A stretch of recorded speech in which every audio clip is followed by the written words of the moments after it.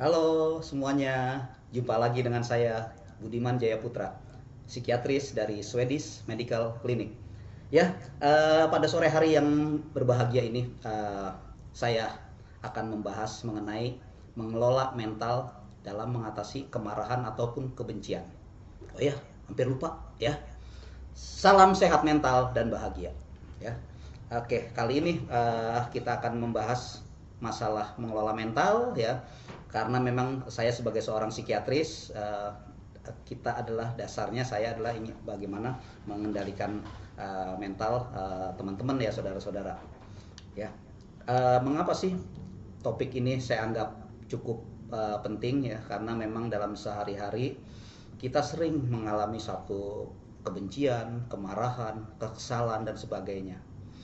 Ya, sehingga saya merasa cukup penting ya untuk kita bahas pada kali ini. Jadi kemarahan itu adalah pada dasarnya adalah satu bentuk kebencian atau bentuk antipati ataupun bentuk ketidaksukaan, tapi dalam taraf yang lebih besar. Jadi kalau kalau cuma kita kesel atau benci ya, yang biasa-biasa itu biasanya ya cuma apa ya, kita pendam di dalam hati. Beda dengan kemarahan. Kemarahan itu biasanya memang kebencian yang sudah eh, meluap-luap.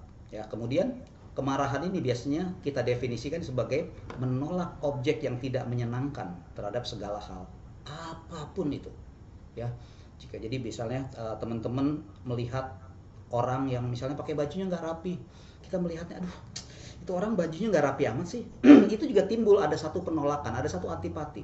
Atau kemudian maaf ya, kita misalnya lagi jalan di jalanan, kemudian kita bertemu dengan anak-anak jalanan ya yang sudah penampilannya sangat tidak enak dilihat ya, rambutnya kusut, kemudian rambutnya pada gimbal begitu kotor ya, kemudian maaf mungkin ada yang keluar masuk dari hidungnya ya, ini membuat kita sangat tidak nyaman untuk melihatnya. Itu juga sebagai menolak objek ya, sebagai satu antipati, sebagai satu kebencian yang pada tingkat yang lebih besar akan menjadi satu kemarahan. Nah, ini pasti sering kita jumpai sehari-hari. Oleh karena itu, saya ingin membahasnya sehingga kita bisa mengelola mental kita. Bagaimana sih mengatasi rasa marah? Bagaimana sih mengatasi kebencian ini? Ya. Jadi kalau kita sudah ketemu hal ini sehari-hari, dan bahkan kalau teman-teman, saudara-saudara eh, sadari pelan-pelan, coba deh. Biasanya sejak bangun tidur sampai menjelang kita tidur lagi pada malam harinya, itu sudah banyak sekali kita timbul satu penolakan, timbul antipati, ya. Bahkan bukan hanya dalam keadaan sadar, dalam keadaan mimpi pun ya kita timbul antipati atau timbul penolakan. Masa sih dalam mimpi juga sampai timbul seperti itu? Ya silakan. Kalian coba kita renungkan. Biasanya kita uh, menemukan hal-hal, kita mimpi dikejar-kejar, mimpi marah-marah apa tuh Bu ya, marah-marah yang langsung enggak ya, tapi biasanya mimpi dikejar-kejar sesuatu, dan begitu bangun biasanya dengan kaget. Ya, ini pun dasarnya adalah satu penolakan, satu antipati ya. Nah, mengapa sejak bangun tidur kita sudah sering sekali timbul rasa kebencian, rasa ketidaksukaan, bahkan hingga dalam mimpi? Karena sudah jadi kebiasaan. Kebiasaan dalam mental kita, dalam pikiran, dalam perilaku, sehingga kita tidak sadar bahwa itu sudah menjadi perilaku sehari-hari. Ya, sadar nggak bahwa kita ini sebetulnya hal yang buruk? Ya, mungkin kita tahu, kita sadar ya, ini suatu hal yang nggak baik, tapi rasanya susah ya untuk ngatasinnya, gitu loh. Kita mau sih, ingin apa tuh, begitu menemukan sesuatu nggak pengen marah, mau seperti itu. Tapi yang jadi masalah apa, sulit sekali kita mengendalikan karena pikiran kita begitu cepatnya, kita gampang sekali dikuasai oleh hal-hal negatif ya. Nah, sekarang coba teman-teman semua pikirkan, kalau kita dari sejak bangun tidur ya sudah penuh dengan penolakan, penuh antipati, kapan kita merasa bahagia, kapan kita merasa happy? Kita berarti sudah memulai hari dengan penuh ketidaksukaan. Nah, biasanya tuh kita memerlukan satu satu efek yang besar untuk melawan antipati ini, baru kita merasa pikiran kita lebih nyaman, ya. Tapi kalau tidak ada sesuatu hal yang apa ya, menginterupsi pikiran dan perasaan seperti itu, nah itu biasanya akan berlangsung terus tuh. Ya, bahkan siang pun kita akan masih timbul rasa kesel ya. Seperti itu. Nah, oleh karena itu teman-teman, jadi jika sekarang kita sudah tahu ya, kita sudah menyadari bahwa kita begitu bangun tidur sudah timbul kekesalan, timbul rasa penolakan, kita harus cobalah segera hentikan ya. Jangan mau kita dipermainkan oleh perasaan kita ya. Jangan mau kita dikendalikan oleh pikiran-pikiran kita yang buruk ya. Jadi perlahan-lahan kita harus melatih mental kita dan menyadari fenomena mental ya. Jadi nanti saya akan berikan metodenya, berikan cara-caranya bagaimana kita melatih mental kita. Ya. Nah, sekarang dengan zaman gadget seperti ini, teman-teman mungkin sudah pernah ya mendengar kisah ular dan gergaji. Ya, di sini saya akan coba ngulangin sedikit ya cerita ini ya, untuk bagi teman-teman yang belum pernah mendengar ceritanya atau belum pernah mendapatkan kisah ini. Jadi dikisahkan katanya ada seorang tukang kayu. Karena dia terburu-buru, dia meletakkan gergaji itu sembarangan di gudangnya dia. Ya. Nah, tiba-tiba ketika malam hari ada seekor ular masuk ke dalam gudang tersebut menyelinap. Dan tanpa disengaja, karena gergajinya itu diletakkan sembarangan, akhirnya apa? Ular itu terkenalah gergaji. Ketika terkena gergaji, apa yang terjadi? Ular itu merasa dia diserang oleh sesuatu. Akibatnya apa? Ketika dia terkena gergaji dan dia merasa diserang, akhirnya apa? Dia lilit lagi itu gergaji. Apa yang terjadi? Tadi 1 kali terluka dia sudah. Kemudian dia lilit lagi, 2 kali terluka. Apa yang terjadi? Dia merasa, oh ternyata musuhnya dia ini menyakiti dia 2 kali. Dia lilit lagi. Begitu dia lilit lagi, kena lagi 3 kali. Dia lilit lagi terus. Sampai akhirnya apa? Ular itu mati, kehabisan darah. Ya. Nah, kita mungkin merasa ular ini begitu bodoh, gitu. Tapi ingat, jangan salah teman-teman. Tanpa kita sadari, dalam kehidupan sehari-hari kita seperti ular ya, yang terkena gergaji. Bukannya kita menyadari, tapi apa yang terjadi? Kita dengan penuh kebencian, dengan penuh dendam, kita membalas. Akhirnya apa timbulnya? Bukan malah kita yang menang, tapi apa? Kita yang malah semakin rugi. Contoh sehari-hari, saya rasa teman-teman semua pernah ketipu ya. Tapi apa yang terjadi ketika kita ketipu? Dan biasanya maaf ya, kita yang menipu itu biasanya apa? Orang terdekat. Ya, yang paling sering apa biasanya? Teman dekat ya, pinjam duit. Tolong dong, waktu mau pinjam duit ya, ini ya, baik-baik ke kita. Aduh, tolong dong, gue lagi butuh banget nih pinjam duit. Tolong deh, seminggu deh gue balikin. Nah, pasti ngomongnya begitu ya. Tapi akhirnya apa?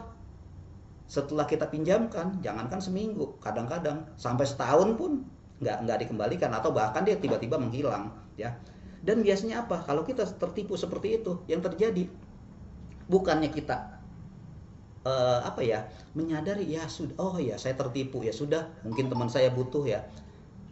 Harusnya kita berpikir seperti itu. Tapi yang terjadi apa? Kita seperti ular itu. Ketika kita tertipu, timbul apa? Kebencian dalam diri kita. Timbul sumpah serapah, kurang ajar ya itu teman. Gua nggak sangka ya, teman baik padahal, atau saudara sendiri nipu gua gitu loh. Nah, ini akhirnya apa? Yang tadi kita sudah satu tertipu, kemudian kita apa? Bersumpah serapah. Kemudian kadang-kadang apa? Kita berbuat dengan pikiran buruk lagi. Biarin gua sumpahin 7 turunan dia nggak bakalan kaya, nggak bakalan maju. Kita udah bikin 3. Nah, itulah. Jadi kisah mengenai kebencian ini sehari-hari sudah sering kita alami. Kita sudah seperti ular. Nah, oleh karena itu dalam topik kali ini saya ingin berbagi kepada teman-teman semua. Ayo, mari sama-sama. Janganlah kita mengumbar, janganlah kita meneruskan pikiran yang penuh dengan antipati, pikiran yang penuh dengan kebencian, bahkan hingga kemarahan. Jangan sampai meliputi diri kita. Karena apa? Yang rugi diri kita sendiri, bukan orang lain. Orang lain yang kita marahi mungkin nggak tahu. Ya, itu. Kemudian contoh dalam sehari-hari yang kita sering jumpai. Ya, biasanya apa? Kita bangun tidur, ya. Bangun tidur kesel. Mengapa? Rasanya aduh, masih mau tidur lagi. Kalau sekarang enak ya. Kalau sekarang nih semenjak ada pandemi corona nih, teman-teman enak ya, lebih banyak work from home ya. Semua kerja dari rumah. Nah, ini banyak sering kita alami. Kalau dulu kan misalnya kita kerja masuk jam 8, jam 6 sudah bangun. Atau bahkan kalau teman-teman kita yang muslim, pagi-pagi jam 4-an sudah bangun, sholat subuh, siap-siap. Apalagi sekarang yang bulan puasa ya, itu pagi-pagi sudah, yang ibu-ibu mempersiapkan dari jam 2 jam 3 sudah bangun, kemudian mempersiapkan diri, padahal kayaknya aduh masih ngantuk banget ya, masih ada rasa kesal ya, masih mau tidur lagi gitu. Tapi udah harus menyiapkan sahur ya, kemudian sholat subuh dan sebagainya. Atau yang kalau dulu sebelumnya kita yang kerja ya, pagi-pagi sudah harus mempersiapkan kerja. Nah, kalau sekarang yang di rumah work from home itu biasanya mereka sudah bangunnya mungkin ya 5 menit sebelum sebelum ada konferensi ya, sebelum ada rapat ya. Sekarang dengan teknologi ya, itu udah lebih gampang. Tapi apa? Yang namanya rasa kesal karena masih mau tidur lagi masih terjadi pada kita. Ya, kemudian apalagi nih? Biasanya kita mau mandi airnya dingin. Ya, bagi yang nggak punya penghangat ya mungkin ini sebagai satu satu kendala ya, satu hal yang apa ya, mengesalkan ya. Aduh, mau mandi dingin, mau pakai air panas misalnya harus masak dulu dan sebagainya. Ini juga akhirnya timbul apa? Rasa kekesalan. Kemudian apa? Begitu mau makan misalnya, kita sebagai suami atau sebagai pelajar atau sebagai karyawan ya, begitu mau makan misalnya nggak ada istri atau mama kita, orang tua kita belum nyiapin, nggak ada, atau makanan yang disiapkan kok nggak cocok dengan kita. Nah, ini juga timbul rasa kesal ya. Kemudian kalau kita sebagai orang tua, kadang-kadang apa yang menjadi sumber permasalahan, anak-anak nakal ya. Aduh, saya punya anak kok nakal banget ya, mau dibangunin susah banget, kalau belum teriak-teriak belum mau bangun ya. Ini juga akhirnya apa, timbul antipati, timbul penolakan di dalam diri kita. Atau kita mau pergi, mobil atau motor yang kita mau pakai buat ke kantor mogok ya, ini juga akhirnya timbul kekesalan. Kemudian sehari-hari, kalau sekarang enak ya lalu lintas ya, tidak terlalu macet ya, tapi kalau sehari-hari lalu lintas di Jakarta biasanya macet sekali, kita pun akhirnya kesal. Dan kalau kita udah kesel di apa tuh, di dalam berlalu lintas, biasanya kita ini ya, kita pencet klakson ya sekencang-kencangnya gitu.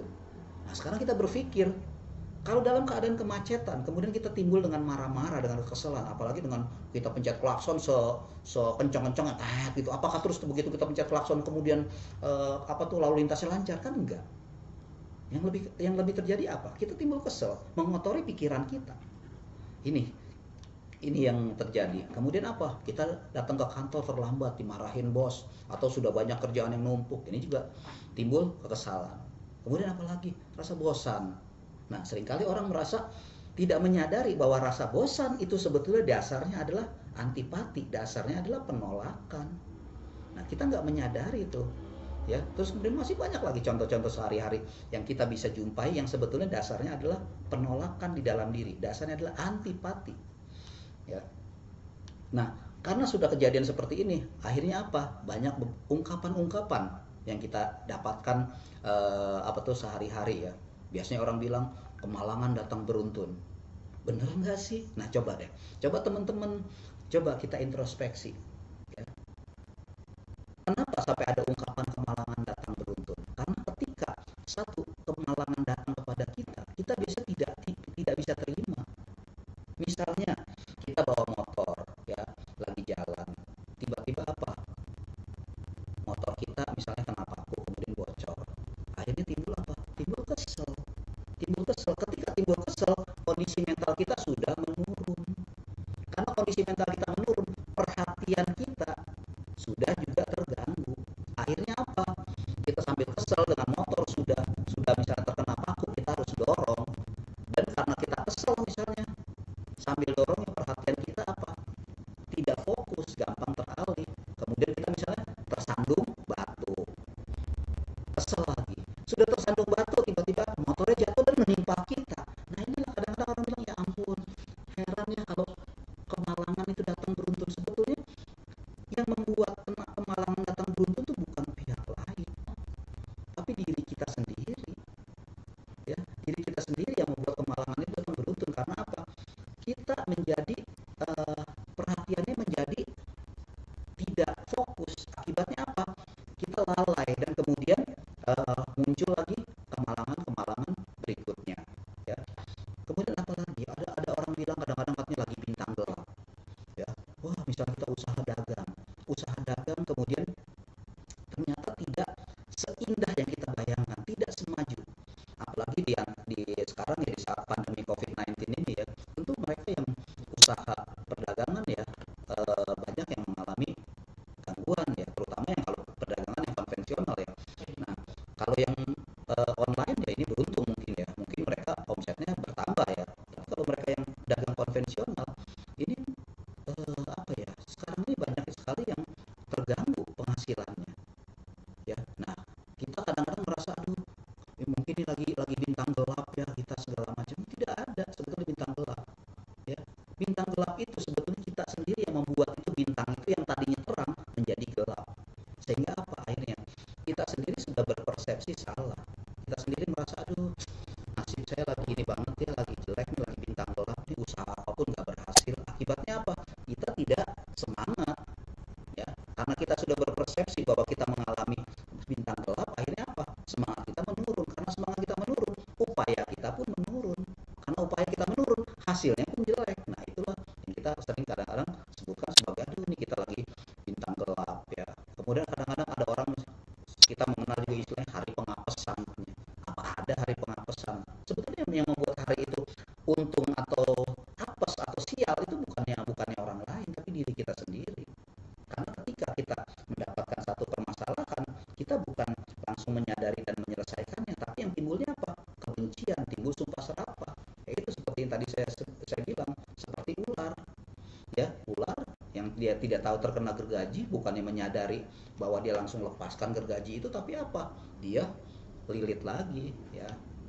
Kemudian apa? Nah, nasib sial ya, nasib sial juga ini kita kadang-kadang merasa aduh, kok nasib kita sial bener sih? Tidak ada.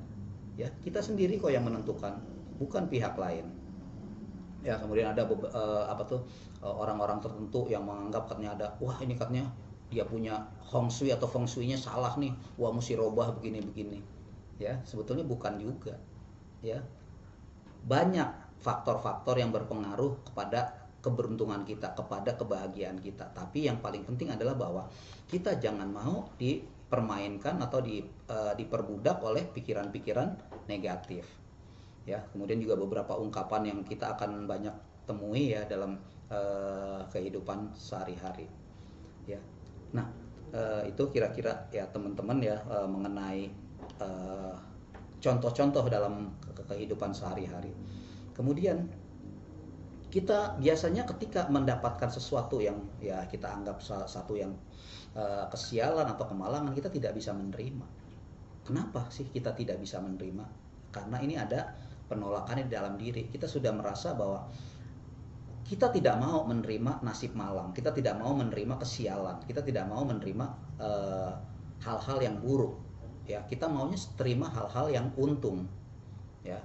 Kemudian kita juga protes, kita merasa kehidupan atau dunia ini nggak adil. Kita melihat kok orang lain hidupnya bahagia, hidupnya happy, kok saya seperti ini. Ya, itu juga persepsi yang kita tentukan sendiri. Ya, persepsi yang kita buat, sehingga akhirnya apa? Kita tidak menerima. Kemudian kita melihat orang lain lebih bahagia, lebih untung dari kita. Ya, karena itu selalu kita melihat orang lain lebih baik. Makanya ada pepatah, rumput tetangga tampak lebih hijau. Coba kita renungkan sejenak ya. Kenapa kita berpersepsi seperti itu? Rumput tetangga tampak lebih indah. Semua kalau teman-teman perhatikan ya, kenapa kita melihat rumput tetangga itu tampak lebih indah? Karena kita melihatnya dari jauh. Coba kalau kita perhatikan dari dekat, itu di antara rumput-rumput itu juga banyak yang bolong-bolong. Nah, itulah kenapa sampai timbul pepatah rumput tetangga tampak lebih indah. Karena kita hanya melihatnya dari jauh. Begitu juga kita melihat kehidupan orang lain. Kita melihat kehidupan orang lain itu dari sudut pandang kita yang persepsi kita sendiri. Aduh, dia happy banget ya, kayaknya begini-begini dengan keluarganya gitu. Kita kan nggak tahu di dalamnya mereka, ya. Dan banyak orang-orang yang munafik di dunia ini. Ya, mereka misalnya yang di dalam rumah itu sering suami istri sering ribut, sering cekcok. Tapi mereka sudah punya komitmen. Oke ya, kita di dalam rumah misalnya sampai udah seperti seperti perang dingin ya. Mereka pisah kamar apa segala macam, tapi begitu keluar rumah, mereka tampak seperti pasangan yang serasi. Nah, ini kita kadang-kadang melihat hal seperti ini sebagai, waduh, orang lain kayaknya happy banget ya, bahagia banget dia punya pasangan. Saya kok sama suami saya begini, istri saya kok begini. Ya. Jadi cobalah kita menerima segala hal yang kita dapatkan. Jadi jangan lagi kita menolak, karena begitu kita menolak sudah timbul apa ya, satu ketidaksukaan. Inilah yang akan membuat kehidupan kita menjadi tidak nyaman gitu. Ya, sejak tadi saya mengajak teman-teman untuk merenungkan ya, uh, kenapa sih hal-hal seperti ini bisa terjadi pada diri kita. Ya, biasanya hal seperti ini terjadi adalah tanpa kita sadar. Cobalah kita melihat selama hidup ini, apa sih yang telah kita perbuat. Kita mungkin bisa membohongi orang lain, tapi kita tidak bisa membohongi diri kita sendiri. Bagaimana kita berlaku selama ini, bagaimana kita hidup selama ini, kita sendiri yang paling tahu ya, orang lain tidak akan tahu ya. Dan jika kita merasa ya, sudah rasanya saya hidup udah bagus banget dah, udah baik banget dah, mungkin sampai istilah kita, waduh, gue mah hidup udah kayak dewa deh, misalnya nggak pernah merugikan orang, nggak pernah ini. Apa iya? Coba pikirkan kembali gitu. Karena kadang-kadang seringkali gini, kita lupa, kita merasa hidup kita sama tetangga baik, kita sama keluarga baik, ya. Kemudian dalam kehidupan sehari-hari kita merasa tidak merugikan orang lain. Tapi coba, pernah nggak teman-teman berpikir, seringkali yang tidak tampak dari kita itu adalah yang saya bilang tadi, hanya kita yang tahu. Kita seringkali berpikiran iri hati, berpikiran dengki. Ini yang tidak pernah orang tahu. Orang melihat kita, oh iya, misalnya, oh iya, Dokter Budi mau enak sih hidupnya begini-begini. Tapi apakah mereka tahu apa yang ada di dalam pikiran saya? Nggak ada yang tahu. Kan bisa aja saya berpikiran, misalnya saya penuh iri hati, waduh, ini orang hidupnya enak banget, ntar sewaktu-waktu saya tipu misalnya. Kita kan nggak tahu gitu loh. Nah, begitu pula dalam kehidupan kita. Cobalah kita merenung ya, apa sih yang sudah kita lakukan dalam kehidupan ini? Apakah dalam pikiran kita, dalam perilaku sehari-hari, dalam perasaan yang kita lakukan, apakah sudah semua sesuai dengan moralitas, sesuai dengan agama kita masing-masing? Ya, seringkali kita berpikir hal-hal yang negatif, tapi kita merasa telah bertindak seolah-olah sudah paling benar. Nah, ini yang harus kita menjadi introspeksi ya. Nah, kalau kita sudah mendapatkan, oh iya ya, saya sudah ternyata banyak hal-hal buruk yang masih saya lakukan. Nah, yang jadi pertanyaan adalah, kalau kita sudah tahu melakukan perbuatan buruk, apakah perbuatan buruk tersebut mau dilanjutkan?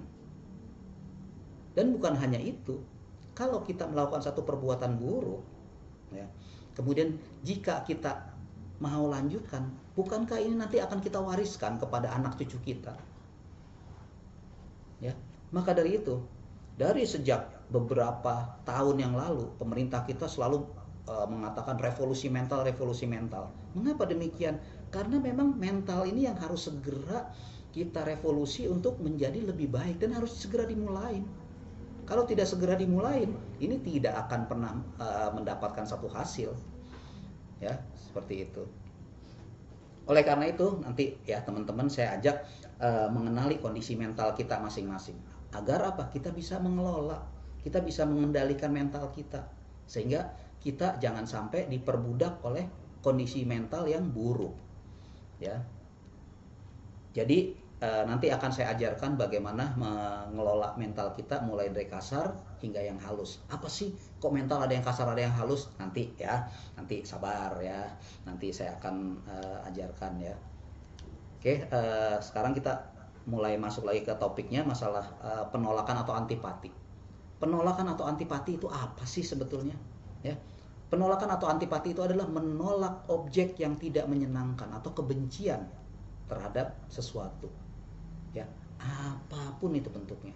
Ya, seperti yang tadi di awal saya katakan ya, kita melihat misalnya penampilan, atau misalnya penampilan saya deh, penampilan saya yang bagi tuh saudara-saudara misalnya lihat, aduh ini kali ini nih Pak Budi kelihatannya misalnya nggak enak dilihat. Nah itu juga satu penolakan, satu antipati ya. Atau kita melihat anak kita, aduh ini banget sih, apa tuh dandannya nggak rapi gitu ya, cara berpakaiannya nggak rapi, itu pun ada satu antipati, satu penolakan ya. Itu termasuk walaupun memang sangat halus ya. Kemudian penolakan ini atau antipati ini bisa meningkat ya, atau bersifat kasar, bisa menurun atau bersifat halus. Apa nih maksudnya meningkat bersifat kasar dan halus bersifat apa tuh menurun itu bersifat halus? Kalau meningkat ya, antipati yang meningkat ini adalah bersifat kasar. Munculnya ya, manifestasinya adalah bentuk kemarahan, perilaku kasar, mukul, gampar, segala macam. Kemudian apa? Dari bicara, sumpah serapah. Kita ngomong apa tuh, nyumpahin orang, bahkan sampai kebun binatang keluar semua ya. Bahkan ya hal-hal yang kasar-kasar semuanya. Kemudian apa? Sifat bengis, kejam, sadis. Kemudian juga sampai peperangan dan terorisme. Ini adalah salah satu bentuk dari antipati yang kasar ya, yang sedang meningkat intensitasnya ya, sehingga timbul yaitu seperti saya sebutkan ya, marah, perilaku kasar, sumpah serapah, bengis, kejam, dan sadis, juga peperangan dan terorisme. Lalu bagaimana kita lihat, bagaimana kalau antipati ini menurun atau halus? Bentuknya dalam bentuk kesedihan, kesal, rasa takut, depresi, putus asa, bahkan hingga keinginan bunuh diri. Terus kemudian juga termasuk antipati di dalam pikiran, seperti kita menggerutu, bosan, dendam, niat jahat. Ya niat jahat ya maksudnya gini, misalnya kita punya itu, tetangga kita beli mobil baru, ntar malam nih mobilnya gue coret-coret atau gue baret. Nah itu juga termasuk ya. Jadi intinya di sini ya teman-teman, saudara-saudara semua ya, harus hati-hati, karena yang namanya antipati ini mulai dari yang paling halus, dari yang paling apa ya, yang paling tidak bisa dideteksi, tidak kelihatan, sampai yang betul-betul nampak jelas ya. Seperti saya bilang ya, mulai dari niat jahat, kita menggerutu ya, bosan ya. Ya mudah-mudahan di antara teman-teman semua saat ini mendengarkan live streaming saya tidak timbul bosan ya. Karena apa? Kalau timbul bosan, itu pun sebetulnya sudah masuk dalam kategori antipati, walaupun tarafnya masih yang lebih ringan ya. Kalau yang lebih berat akhirnya apa? Ya mungkin awalnya gitu. Awalnya saudara-saudara lihat, itu dokter Budi ngomong apa sih, gua nggak ngerti ya, timbul bosan. Akhirnya kan apa, mulai dari mulut kan, mulai mungkin dari pikiran dulu awalnya menggerutu, ini ngomong apa sih. Nah kan mulain kan, akhirnya apa, lama-lama mungkin timbul bersumpah serapah, alah kayak gituan aja lah diomongin. Nah itu ya, kita lihat tuh gradasinya dari mulai yang halus sampai yang kasar ya. Jadi hati-hati, penolakan ataupun antipati ini sangat apa ya, sangat, istilahnya kalau saya bilang sangat jahat. Kita tidak sadar gitu. Dan ini sering terjadi. Makanya seperti di awal saya bilang ya, bagaimana kita mau bahagia, bagaimana kita mau happy, kalau begitu bangun tidur aja udah langsung kita udah gerutu, aduh ya kan. Itu misalnya sekarang ini hari Sabtu, kalau Sabtu enak ya biasanya. Kalau biasa kita kehidupan sehari-hari, kita Sabtu tuh udah weekend, wah Minggu mau kemana nih. Tapi begitu muncul apa tuh besok hari Senin, udah timbul lagi tuh, aduh kayaknya baru hari Minggu kok udah Senin lagi sih. Nah ini pun sebetulnya sebagai satu apa ya, satu antipati. Kita sudah menolak ya, menolak kegiatan kita, menolak rutinitas, dan tanpa kita sadar bahwa ini adalah satu perilaku mental ataupun pikiran yang tidak baik ya. Ya, jadi seperti sudah saya katakan ya, antipati ataupun penolakan ini ya, baik yang menurun ataupun yang meningkat intensitasnya, semuanya bersifat merusak dan merugikan. Jadi bagaimana untuk mengikisnya nih ya? Jadi jangan hanya istilahnya saya bicara di sini kemudian tidak diberikan penyelesaian ya. Gak, tenang aja teman-teman semua ya, saya akan bantu ya. Jadi untuk mengikis dan membasminya adalah apa? Dengan mengembangkan cinta kasih ya. Cinta kasih, apa itu cinta kasih? Cinta kasih adalah cinta yang universal. Kita betul-betul ada perhatian ingin pihak lain tuh sejahtera dan bahagia tanpa ada imbalan, ya. Orang bilang katanya cinta kasih kepada kepada eh, orang tua kepada anak, cinta kasih. Ada yang, maaf ya kalau saya harus secara jujur saya katakan, ada yang betul, ada yang enggak. Yang betul gimana? Orang tua, masa sih orang tua cinta kasih kepada anaknya masih ada? Ada beberapa, tetap ya kita jujur. Ada kadang-kadang orang tua yang cinta kasih kepada anak, berharap apa? Ya berharap semoga anak saya nanti kalau maju saya juga bisa dirawat, bisa diurus. Nah, itu kan berarti masih ada pamrih. Kalau yang namanya cinta kasih itu betul-betul kita tidak ada sedikit pun niatan istilahnya timbal balik. Ya betul-betul kita sudah memberi ya memberi. Tidak ada berpikiran wah berharap segala sesuatu ya. Walaupun memang kebanyakan pada orang tua cinta kasih pada anaknya lebih ke arah betul-betul memang murni cinta kasih, tidak ada embel-embel ya. Hanya sebagian kecil tertentu ya mungkin ya yang kita masih punya pengharapan ya. Itu. Nah, dengan mengembangkan meditasi konsentrasi yang jenis cinta kasih ini adalah kita akan pelan-pelan melatih mengikis segala antipati, segala kebencian, ya.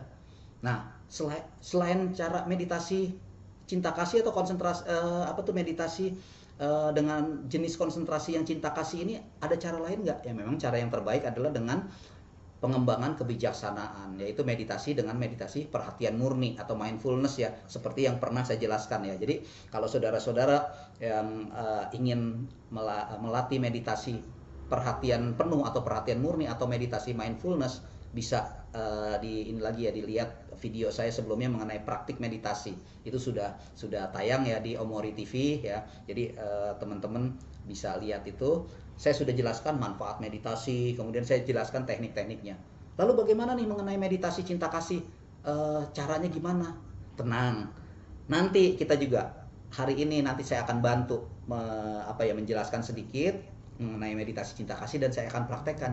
Sehingga apa? Kita bisa sama-sama di rumah ya untuk mempraktekannya. Nanti mungkin saya praktekkan tidak terlalu lama ya, karena nanti saudara-saudara teman-teman bosan ya lihat saya cuma duduk termenung aja selama misalnya, ayo kita meditasi 1 jam, wah 1 jam bengong ini ya.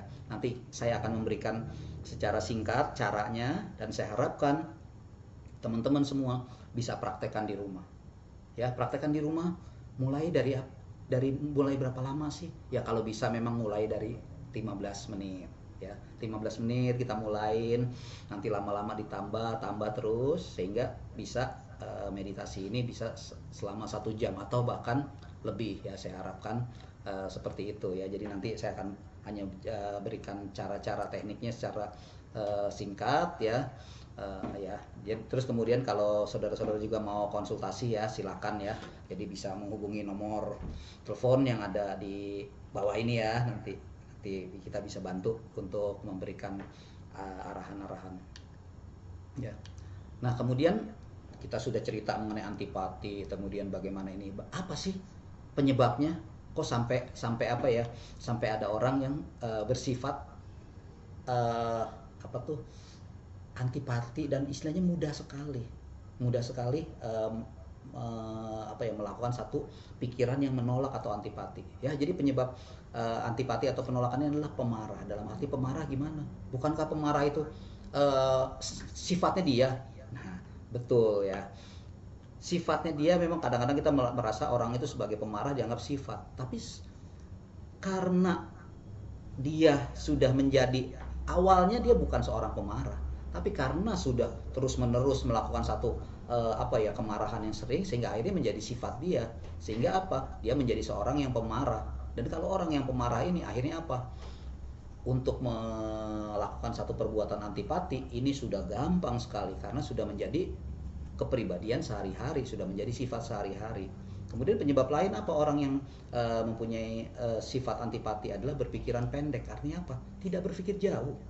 Ya berpikirnya secara secara spontan. Tidak berpikir efeknya bagaimana ya kalau saya marah seperti ini, kalau saya bersumpah serapah seperti ini. Enggak berpikir seperti itu. Ya, hanya berpikir pendek, hanya berpikir sederhana. Ya.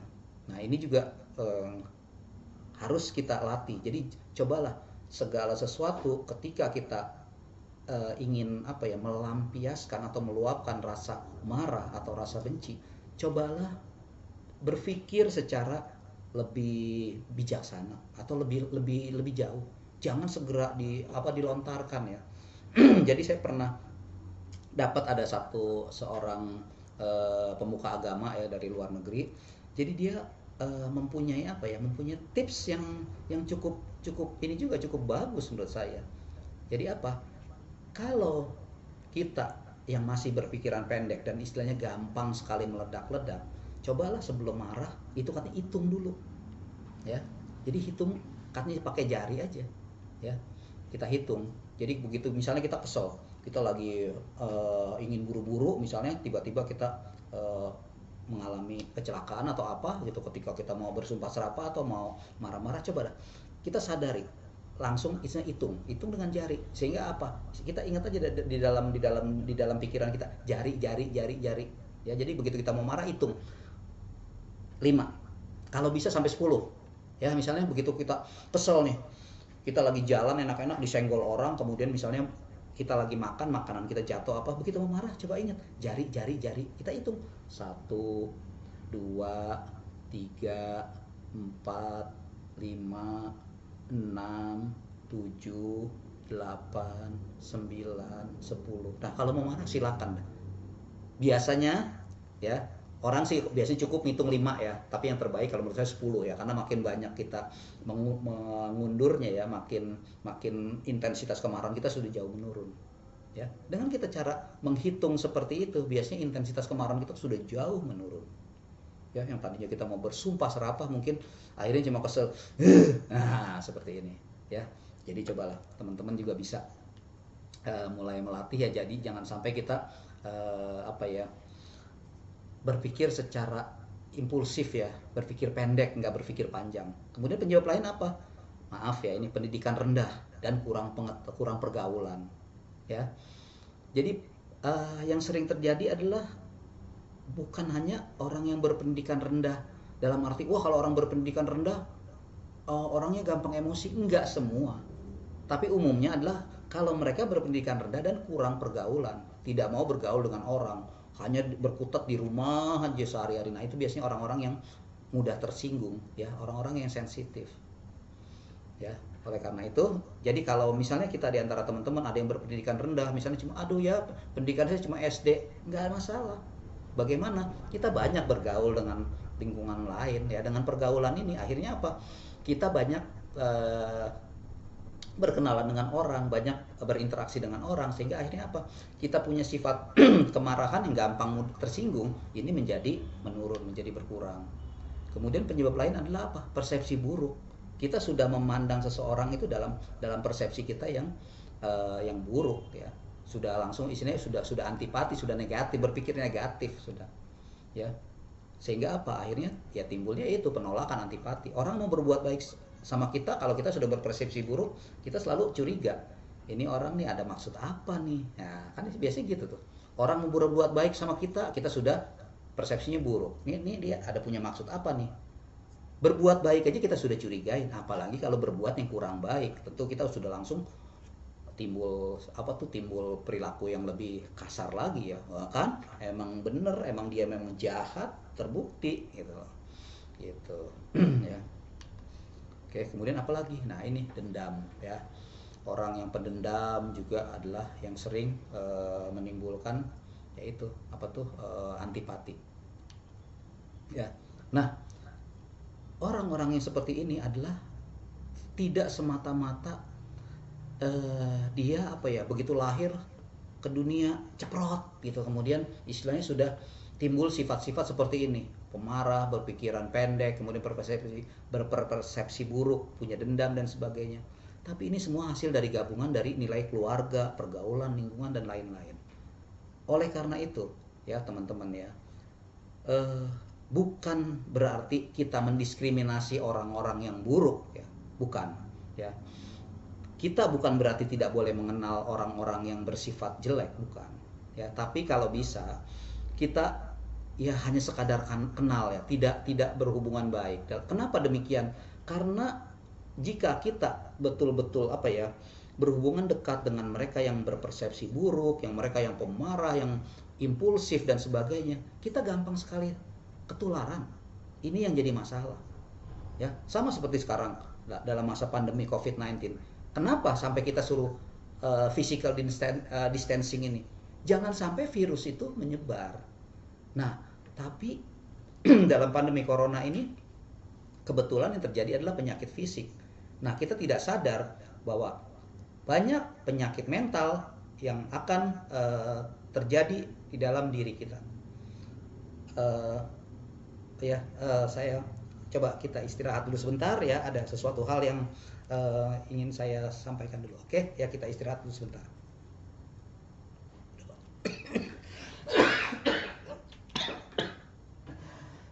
Aduh.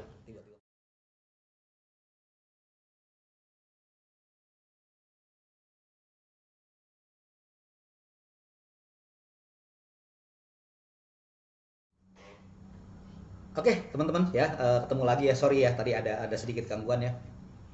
Jadi saya ulang lagi ya, bukan kita berarti mendiskriminasi orang-orang yang berpikiran buruk ya. Tapi masalahnya apa? Kita sifat manusia ini gampang sekali terbawa, gampang sekali ketularan, sama seperti virus COVID-19 ini. Orang yang pemarah, orang yang berpikiran pendek, orang yang berpersepsi buruk dan pendendam ini lebih infeksius penularannya dibandingkan COVID-19. Dan COVID-19 mungkin kita setelah 2 minggu atau setelah dirawat di rumah sakit ya, ini bisa sembuh. Tapi kalau kita yang tadinya sifat kita orang yang sabar, orang yang baik, tiba-tiba menjadi orang yang pemarah, yang pendendam, ini bisa seumur hidup loh. Dan sampai sekarang belum ada obatnya. Ya kecuali yang tadi saya bilang dengan meditasi cinta kasih. Ya, oleh karena itu, cobalah teman-teman ya, karena sifat ini adalah gabungan dari nilai keluarga, pergaulan, lingkungan dan sebagainya. Mari kita ciptakan dari keluarga, ciptakan lingkungan keluarga yang baik, ya. Janganlah jadi keluarga yang emosional. Karena apa? Kalau keluarga yang emosional akhirnya tiap hari di rumah itu udah kayak perang, ya. Antar anggota keluarga sudah saling bicara kasar. Kemudian juga pergaulan coba. Nah, kalau kita dalam pergaulan misalnya pas ketemu teman-teman yang masih punya perilaku pendendam, kemudian punya persepsi buruk dan sebagainya, coba kita ingatkan. Begitu juga di dalam lingkungan kita. Kalau kita ketemu dalam lingkungan orang-orang yang penuh dengan dendam, pemarah dan sebagainya, ya kalau bisa memang kita bantu ingatkan. Ya. Nah, saudara-saudara, kenapa sih seseorang itu bisa menjadi sifatnya menjadi pemarah, menjadi pendendam, punya persepsi buruk dan sebagainya? Tanpa mereka sadari bahwa itu sudah menjadi sifat mereka, sudah menjadi kepribadian mereka, ya. Jadi di dalam psikiatri, di dalam ilmu kedokteran jiwa, yang namanya mental itu adalah satu kesatuan antara pikiran, perasaan dan perilaku yang saling berhubungan satu dengan lainnya dan mewarnai kehidupan kita sehari-hari, ya. Nah, dari kita punya mental atau kita punya jiwa, yaitu pikiran, perasaan dan perilaku ini, jika kita lakukan terus-menerus, ya, ini akan jadi kebiasaan. Kita biasa berpikir negatif, akhirnya apa? Menjadi terbiasa. Segala sesuatu kita berpikirnya negatif. Kita perasaannya misalnya perasaannya selalu merasa yang sedih, kita pun akan menjadi orang yang bisa dikatakan orang yang merasa tidak nyaman, anhedonia, ya, merasa sedih terus setiap hari. Atau juga perilaku, kalau kita setiap hari perilakunya kasar, perilakunya ringan tangan dan sebagainya, ini pun kalau kita latih terus, kita kerjakan terus, akan jadi kebiasaan. Dan kalau sudah jadi kebiasaan, akhirnya apa? Menjadi sifat kita, ya, menjadi karakter, ya. Inilah yang harus kita perhatikan, ya. Jadi jangan sampai pikiran, perasaan dan perilaku kita, mental kita ini akhirnya berubah menjadi satu kebiasaan. ya. Dan setelah kebiasaan akhirnya menjadi sifat. Nah, kalau sudah menjadi sifat kita, akhirnya apa? Inilah yang menjadi kepribadian kita sehari-hari, ya. Ini yang perlu kita perhatikan. Oke, saudara-saudara ya, mohon maaf ya, ini saya kayaknya ada masalah nih dalam pointer saya. Coba sebentar ya.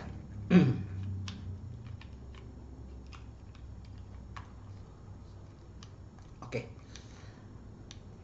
oke, sudah nggak ada masalah ya. Jadi ingat ya, itulah siklus pembentukan mental ya, teman-teman, saudara-saudara ya. Jadi dari kita punya pikiran, perasaan, perilaku, atau kita punya jiwa, mental, kalau dilakukan akan menjadi kebiasaan, akhirnya menjadi karakter kita, dan inilah menjadi kepribadian kita. Oleh karena itu, di dalam bidang ilmu kedokteran jiwa atau di dalam ilmu psikiatri, dikatakan bahwa ketika seseorang sudah terbentuk satu kepribadian, yaitu setelah umur 18 tahun, maka seumur hidup kepribadian itu tidak akan berubah. Ya. Ini di dalam teori-teori psikiatri ya. Dan biasanya kalaupun berubah itu tidak banyak. Tapi saya punya tantangan. Dalam arti kenapa? Dalam arti bahwa saya yakin bahwa kepribadian kita, sifat kita bisa berubah. Caranya gimana? Ya seperti dua tadi cara ya, saya bilang ya, dengan kita coba kita latih meditasi. Dengan meditasi, baik meditasi cinta kasih maupun meditasi perhatian penuh ya, ini akan banyak berubah. Silakan saudara-saudara, kalau tidak percaya silakan latih dan silakan buktikan sendiri. Oke ya. Tadi saudara-saudara, saya sudah di awal ya saya katakan bahwa saya ingin mengajarkan pada saudara-saudara bagaimana mengenali kondisi mental kita sendiri ya. Kenapa kita perlu mengenali kondisi mental? Karena kalau kita sudah kenal kondisi mental kita, kita bisa merubahnya dan kita bisa memanfaatkannya ke arah yang lebih baik. Oleh karena itu, saya ingin mengajarkan kepada teman-teman semua bagaimana kita mengenali kondisi mental. Jadi mental ini adalah kondisi dari nilai keluarga, lingkungan, pergaulan, dan sebagainya. Kita kenali kondisi mental kita yang dominan. Apa sih kondisi mental yang dominan? Nanti ya kita lihat ya. Kemudian kita juga mengetahui, tahu kasar dan halusnya indera. Dan kalau kita sudah tahu ya, kita harus coba sadari dan kita ubah ke arah yang lebih baik. Dan hal seperti ini adalah tidak ada cara lain selain melatih ya, melatih mental ya. Karena apa? Mental ini merupakan hasil penguatan bertahun-tahun. Ya, teman-teman yang pernah bertemu saya di dalam saya memberikan terapi mungkin masih ingat ya ungkapan-ungkapan saya ya. Jadi kenapa kita agak kesulitan dalam melatih mental? Karena apa? Biasanya teman-teman tuh tidak mau berperan aktif. Dan ini juga yang jadi satu masalah, satu kesulitan dalam terapi psikiatri. Saya selalu kasih analogi seperti ini. Teman-teman semua istilahnya terkurung di satu ruangan. Kemudian tidak bisa keluar dari ruangan karena ruangannya terkunci. Nah, lalu datang kepada saya misalnya, ya, saya berikan kuncinya. Saya bilang ini kuncinya, misalnya saya tunjukkan di sini pintunya misalnya. Tapi kalau teman-teman hanya memegang kunci sambil melihat ke arah pintu dan tidak mau bergerak, itu kita tidak akan pernah bisa keluar. Jangan pernah berharap bisa keluar ruangan hanya karena melihat pintu sambil memegangi kunci. Yang harus kita lakukan adalah kita harus berjalan. Gunakan kunci yang sudah saya berikan. Tinggal digunakan untuk membuka pintu dan keluar. Ya. Demikianlah terapi masalah psikiatri.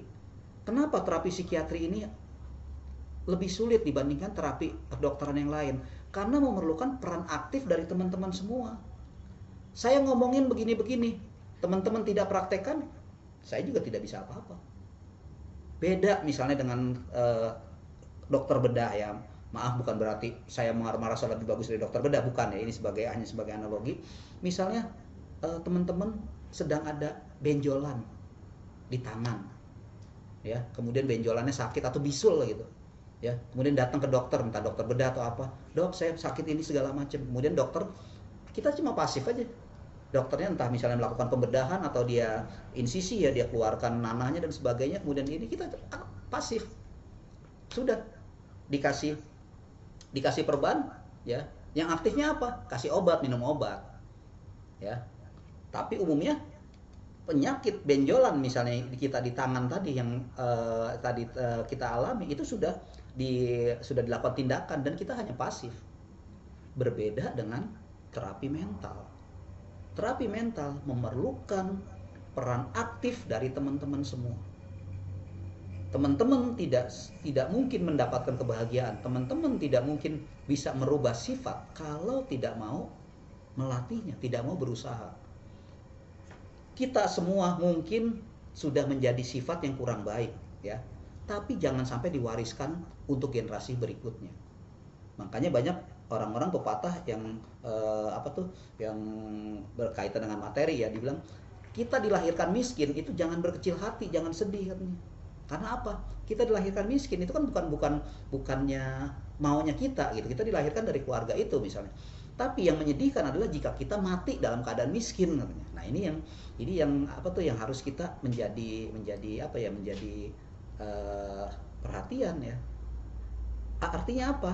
Artinya bahwa kalau kita dilahirkan dari keluarga yang kurang beruntung, keluarga yang kekurangan, jadi kita harus semangat. Ya, kita harus bekerja keras untuk mendapatkan hasil supaya apa? Jangan sampai kita mati dalam kondisi yang mengenaskan. Ya, seperti itu. Nah, itu dalam hal materi, demikian pula dalam hal mental. Jadi saudara-saudara harus berperan aktif. Nah, demikian pula dalam hal terapi untuk mengendalikan mental yang masih penuh dengan antipati, penuh dengan penolakan.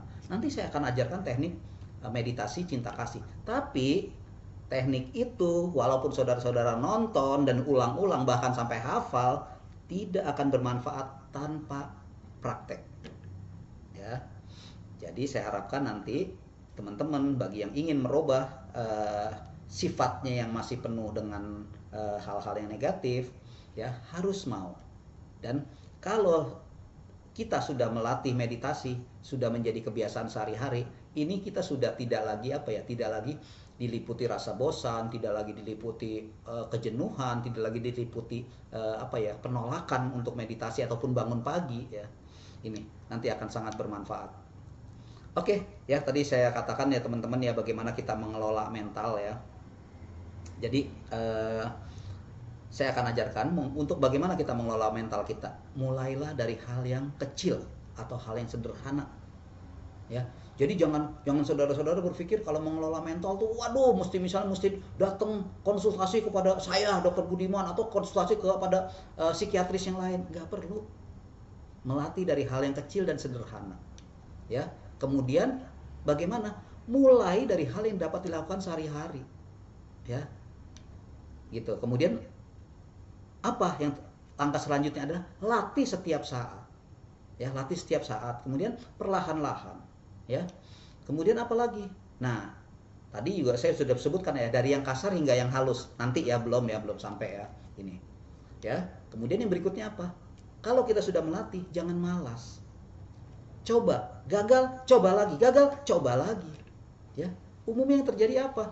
Kita begitu mau melatih mental kita, begitu kita coba gagal, udah langsung putus asa, kita udahlah nggak mau. Jangan, ya, harus coba dan coba lagi. Kemudian introspeksi apa? Kita mawas diri, melihat sudah seberapa jauh sih perkembangan kita.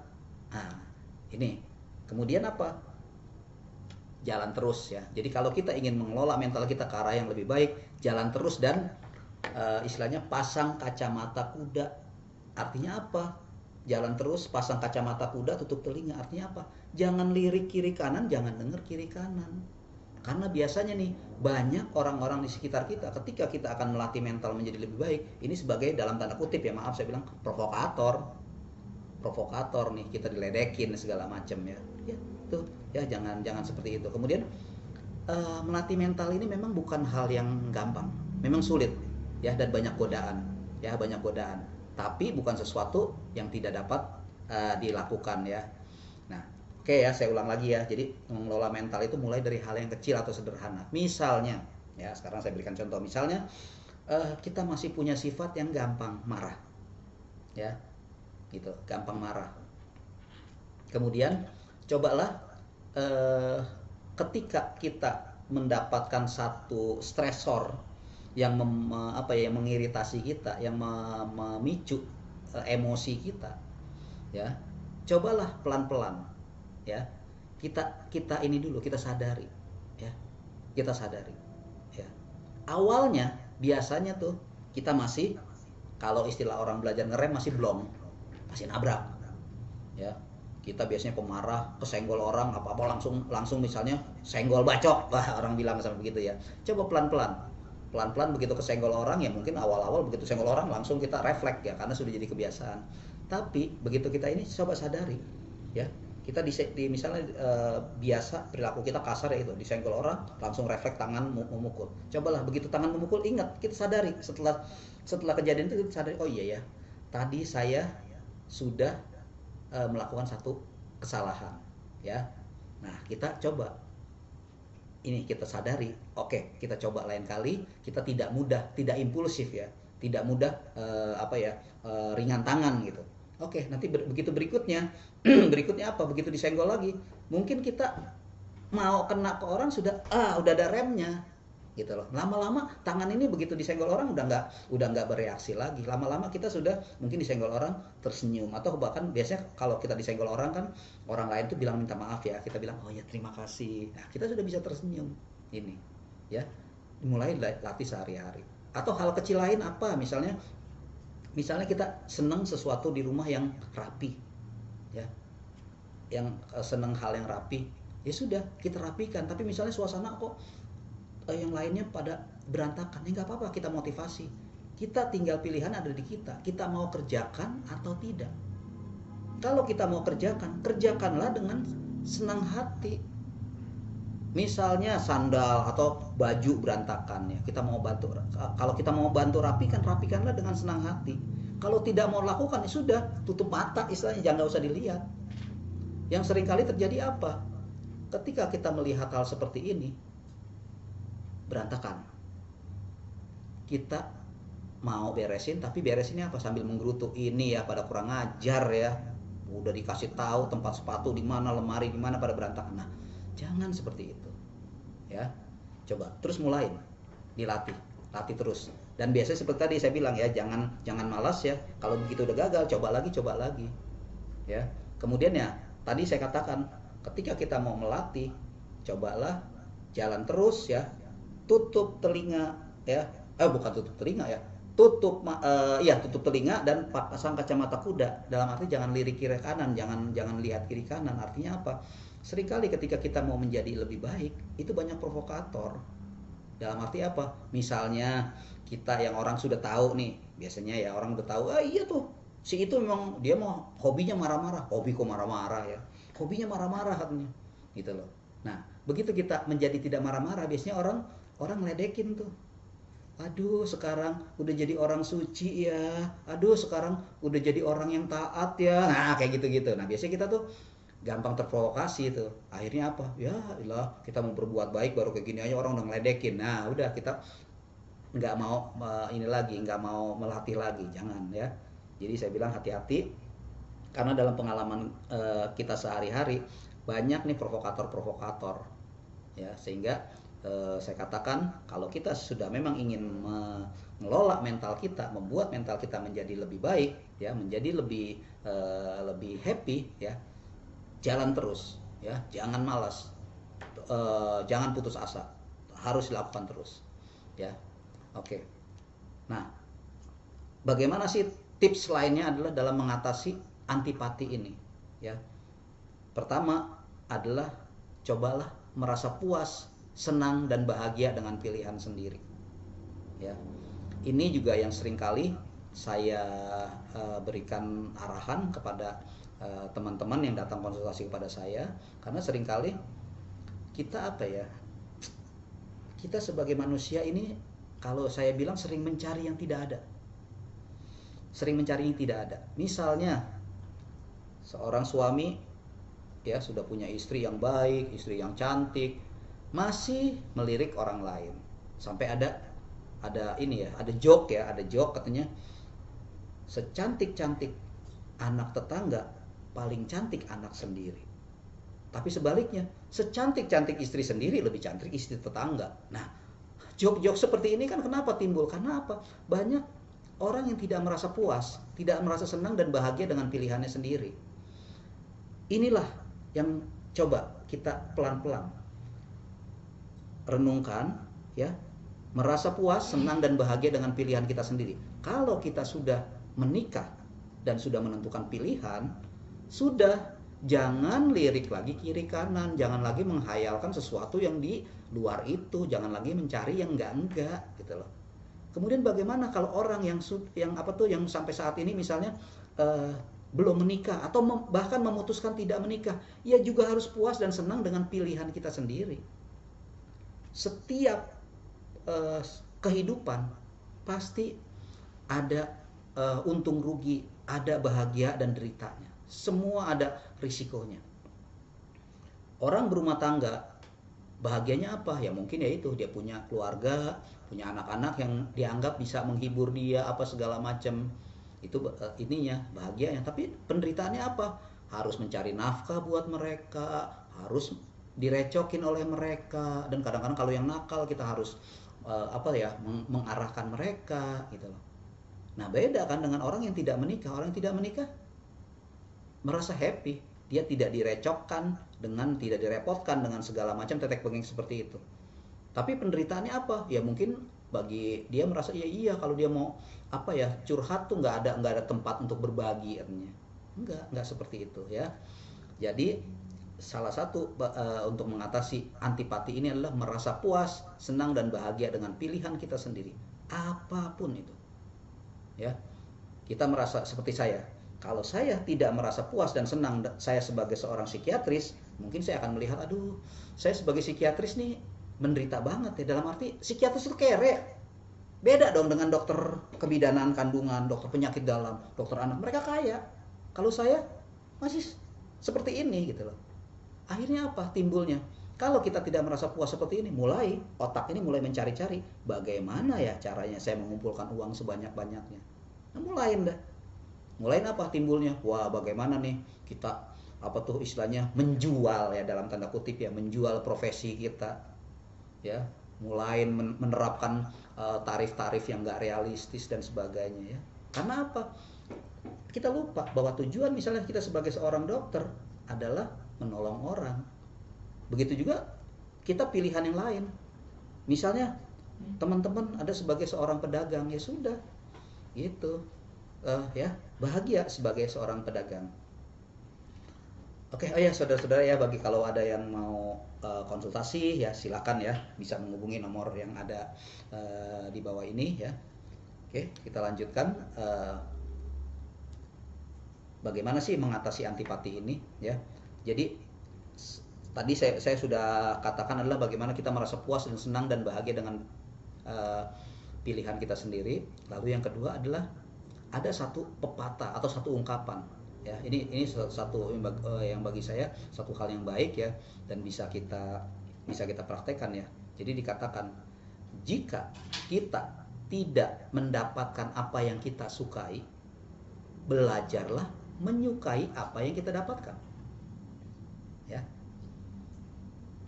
Itu ya. Jika kita tidak mendapatkan apa yang kita sukai, ya, misalnya ya, kita sukanya apel, tapi kok dapatnya mangga. Nah, gitu loh. Ya. Jadi jika kita tidak mendapatkan apa yang kita sukai, mengapa tidak belajar menyukai apa yang kita dapatkan? Cobalah. Kalau kita misalnya sukanya apel, tiba-tiba dapatnya mangga, belajar menyukai mangga. Ya. Jadi ini saya pernah baca satu buku ya. Jadi ada satu istilahnya yang bagus sekali. Jadi katanya ada seseorang yang punya taman yang indah. Jadi tamannya itu atau ini deh, kalau kita yang di Indonesia ya, yang gampang itu, kita punya halaman ya. Kita punya halaman, kemudian kita pasang dengan paving block ya.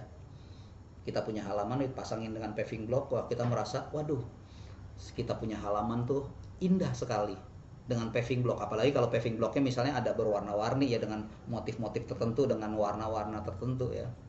Itu kita melihat mungkin pada awalnya buat paving block itu kita merasa ini sekali, indah sekali ya. Tapi setelah beberapa bulan untuk di Indonesia biasanya apa? Di sela-sela paving block ini muncul rumput ya. Ya, jadi kalau dalam sehari-hari biasanya kita sebut rumput teki ya. Rumput teki ya, ini paling mengganggu. Jadi akhirnya apa yang terjadi? Biasanya rumput teki ini adalah rumput yang paling bandel ya. Dia kalau tidak dicabut dengan akarnya, itu dia masih tumbuh lagi. Dan biasanya akarnya itu nyelip di sela-sela paving block, sehingga begitu dicabut, yang putus hanya daunnya ya, batangnya ya, akarnya enggak ini ya, enggak tercabut. Akhirnya apa? Sampai orang berusaha dikorek-korek. Akhirnya apa? Merusak paving blocknya, merusak konbloknya. Ya. Jadi kenapa kita tidak rubah persepsi kita? Seperti tadi saya katakan ya, jika kita tidak mendapatkan apa yang kita sukai, mengapa tidak belajar menyukai apa yang kita dapatkan? Jadi bagaimana sekarang caranya? Jadi jika kita punya halaman dengan paving block yang sudah begitu bagus, tiba-tiba setelah beberapa bulan di sela-selanya tumbuh rumput teki dan kita tidak mau bersusah payah membuangnya, belajarlah menyukai rumput teki. Dan kalau saudara-saudara sudah belajar menyukai rumput teki, sehingga akhirnya apa? Nanti saudara-saudara akan merasa, aduh, betapa indahnya halaman kita. Yang tadinya hanya paving block dengan motif-motif tertentu, sekarang di antara paving block itu tumbuh warna-warna hijau dari rumput teki. Ya, ini akan membuat kita menjadi lebih bahagia dan tidak keluar biaya, tanpa harus bersusah payah pakai herbisida untuk mematikan rumput teki, tidak mencabuti dan sebagainya. Ya, ini. Kemudian tadi saya sudah ajarkan bagaimana kita mengatasi penolakan ya, bagaimana. Nah, sekarang bagaimana kita mengendalikan penolakan ya. Jadi penolakan ini juga perlu kita kendalikan agar tidak menguasai diri kita. Ya, mengendalikan penolakan adalah pertama, belajar menerima sesuatu yang tidak dapat diterima.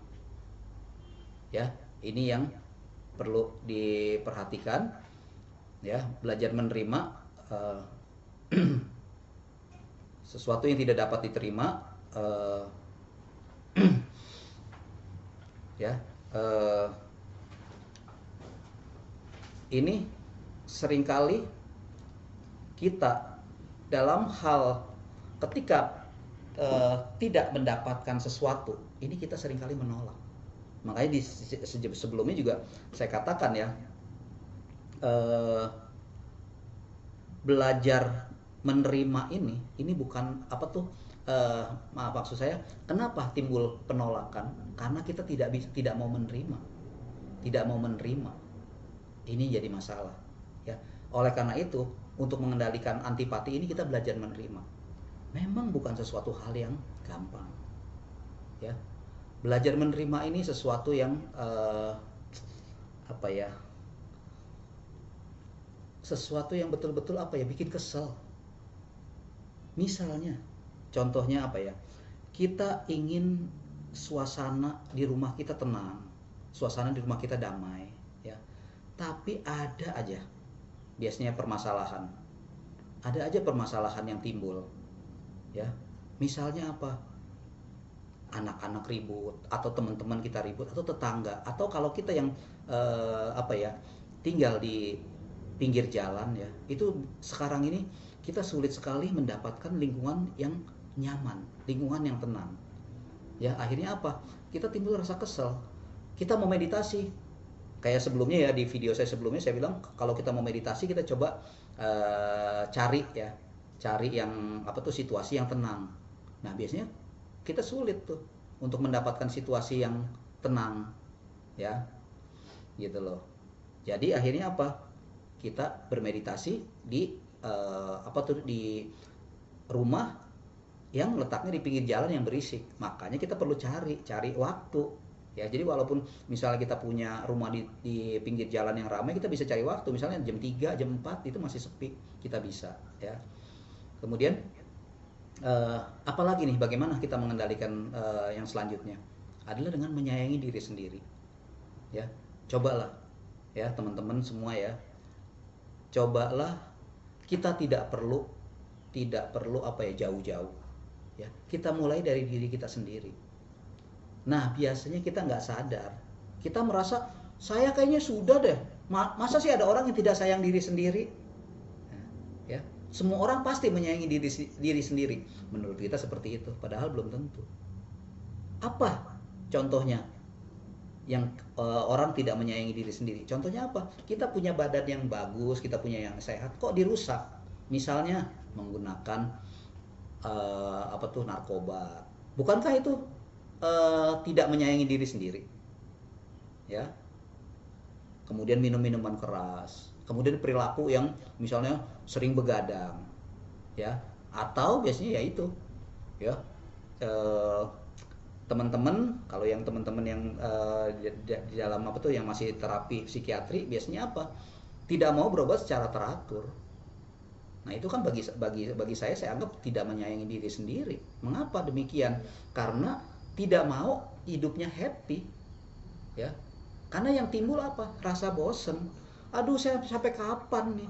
Sampai kapan? Dan itu pertanyaan yang paling sering saya dapatkan dari teman-teman semua. Dok, kapan ya saya berhenti minum obat?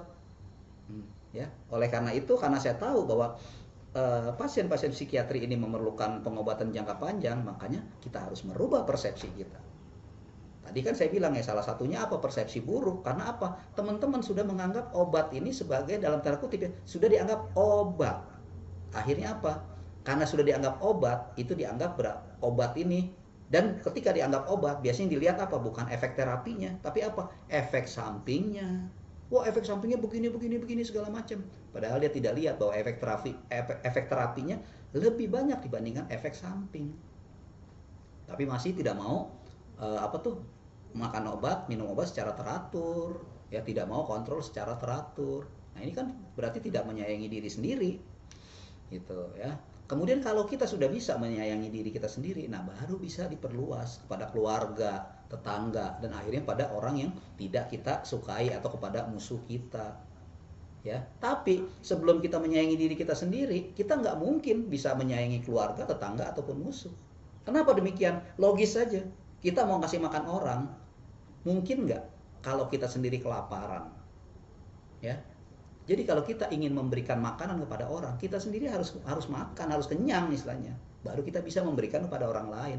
Kalau kita kelaparan, ya nggak mungkin lah kita bisa memberikan kepada orang lain. Kemudian hal lain apalagi untuk kita bisa mengendalikan antipati ini? Menghargai perbedaan. Di antara kita semua tidak ada yang sama. Penduduk dunia sekarang 7 miliar lebih, ya, sudah 7,6 atau 7,7 miliar gitu. Tapi tidak ada satupun yang sama sebetulnya. Dan kita harus bisa menghargai perbedaan ini, ya. Seringkali terjadi, kenapa? Seringkali terjadi peperangan, seringkali terjadi permusuhan antar kelompok, antar suku, antar agama dan sebagainya, karena tidak menghargai perbedaan. Yang mereka lihat hanyalah perbedaan, bukan persamaan. Inilah akhirnya timbul peperangan, ya, timbul terorisme. Karena apa? Dia ingin semuanya seperti nilai yang dia anut. Inilah yang salah satunya timbul antipati. Bahkan yang seperti saya sebutkan di awal, ya, kalau antipati ini meningkat intensitasnya, dia bisa sampai timbul yaitu peperangan, bahkan sampai masalah terorisme. Kemudian bagaimana? Apa yang harus kita lakukan berikutnya dalam hal mengendalikan antipati ini? Adalah belajar memaafkan, ikhlas, ya. Cobalah teman-teman, saudara-saudara semua, ya. Memang kalau kita bukan orang yang istilahnya bukan orang yang lapang dada, sulit untuk memaafkan. Apalagi kalau orang terdekat yang menyakiti kita, ya, itu kita sulit sekali. Ya, karena apa? Rasa sakit hatinya begitu membekas, begitu mendalam, sehingga kita sulit untuk memaafkan. Tapi cobalah belajar memaafkan, belajar ikhlas. Karena apa? Kehidupan kita ada saat ini. Kehidupan kita bukan di masa lalu. Masa lalu telah lewat, ya. Jadi kesalahan di masa lalu, orang yang telah menyakiti kita sudah tinggalkan, ya. Yang seringkali adalah kita tidak mau memaafkan orang lain, ya, tidak ada rasa ikhlas. Ini saya ibaratkan, saudara-saudara, seperti seorang pemulung yang membawa keranjang sampah di belakangnya. Tapi kalau pemulung pinter, Kenapa saya bilang pemulung pinter? Karena begitu dia selesai memungut segala macam barang, dia taruh di keranjangnya, ya. Setelah dia sampai di rumah, keranjang itu dia taruh, dia letakkan. Kemudian dia bisa beraktivitas lain, dia bisa makan, tidur dan sebagainya. Teman-teman yang tidak punya sifat pemaaf itu adalah bagaikan seorang pemulung yang membawa keranjang sampah di belakangnya, tapi tidak pernah mau dilepaskan. Dibawa terus, kemana-mana dibawa, tidur pun dibawa. Coba bayangkan aja. Bayangkan ya saudara-saudara, kalau kita tidur masih membawa keranjang sampah, bisa nggak? Bagaimana rasanya kalau kita makan sambil membawa keranjang sampah? Ya, seperti itu. Ini yang harus kita pelan-pelan, ya. Kemudian yang berikutnya adalah apa?